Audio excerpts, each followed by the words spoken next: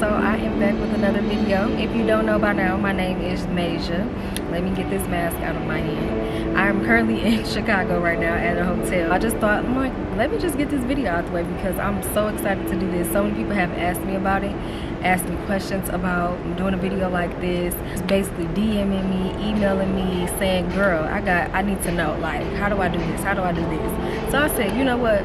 Let me start this entrepreneur series off with this first video, which is going to be how to start your own online boutique. So if you didn't know, I'm the owner of MajHER Fashion Boutique, and we're gonna get right into this video. Call a friend, send her the link and say, girl, Major put a video up and she got all the tea. She got everything you need.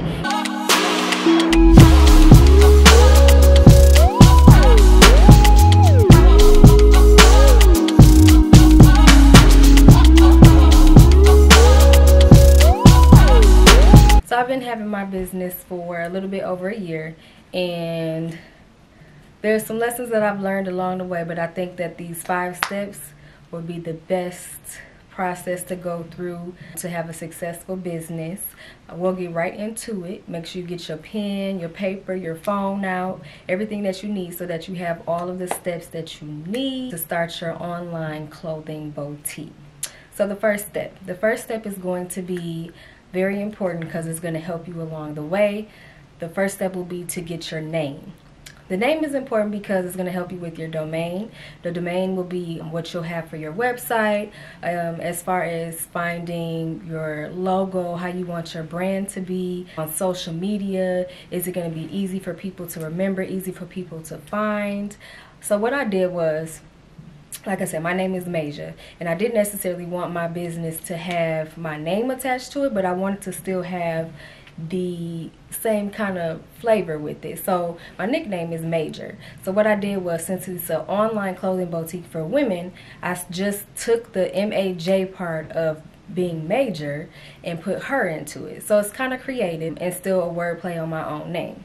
And then also, like I said, it's important for that domain. So you want to make sure that it's available when you start your business. So when you start going into building a website, getting an LLC, you want to make sure that that name is available. So the first step is to create your name, and that's going to help you to build a domain, get your logo, and start building your brand. The second step is, like I just mentioned, actually will be getting all of your legal documents. So the first legal document would be an LLC. This is going to make you a legal business. You don't necessarily have to get an LLC, but if you want to be a legal business, get an LLC. The second step that I did was the EIN number. So that's the employee identification number. So that actually helps with your taxes. You know, at the end of each year or the beginning of each year, you basically pay your taxes for what you made within your business. So that basically allows you to basically file those correctly within the state. So we have the LLC, the EIN. The next one is going to be the seller's permit. So that's going to allow you to basically resell your items or purchase items and then resell them. So you need that seller's permit when you go, say, to talk to a vendor and you want to purchase a bulk of items and they require a seller's permit. Not all vendors require the seller's permit, but if they do, then having the EIN number, that will help to get that seller's permit. So the second step would be those legal documents. It would be the LLC, the EIN, and then the seller's permit. Third step is so important, ladies and gentlemen, is to get a business bank account. This is something that I had it was one of my biggest lessons.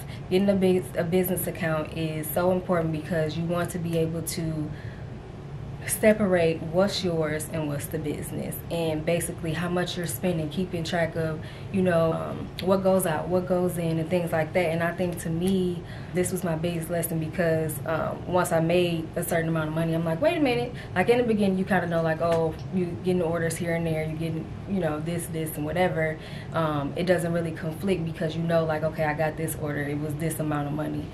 But once you start getting more orders, you're like, wait a minute, this is a lot. I need to separate this. So I wish that I would have gotten a business account sooner than I did. So number 3 is a significant step. Although it's number 3, I would say is very significant. It's really important getting a business account. The 4th step is going to be to start building your ideal customer. Who is your target audience? So this is also I don't want to say it's a big lesson that I had, but it's also something that I wanted to really focus on when I was building my business. Who did I want to sell to? Who was going to be my ideal customer? What did I want her to wear? Where did I want her to go? Did I want her to dress like me? Personally, my style is very extravagant. It's very glitter, it's very glam, it's very feathers and frizz and all this other stuff, but everybody doesn't like that, or they don't like to wear that every day. What I learned was you can still have those items, but you can also have everyday wear. You can have casual outfits, you can have jeans, you can have, and then have a dressy shirt. So I have a variety of items because I do also have jogging suits in my closet where I just want to be casual and I don't want to, you know, wear glitz and glam. But most of the time, I'm just, you know, that's just me, but everybody's not like that. So I think what you could run into is if you don't have an ideal audience, ideal customer, you'll have a load of inventory and it won't sell because people can't tell who you really are and who you're selling to. And or you could just be like a place where they can get everything, but it'll be a good thing for them where they can get everything, but then it'll also be an issue if you can't sell those, let's just say the jogging suits, if most of the people are looking to you for those unique pieces, those glitz and glam pieces. And so just kind of make sure ahead of time you know exactly who your ideal customer, who your target audience is.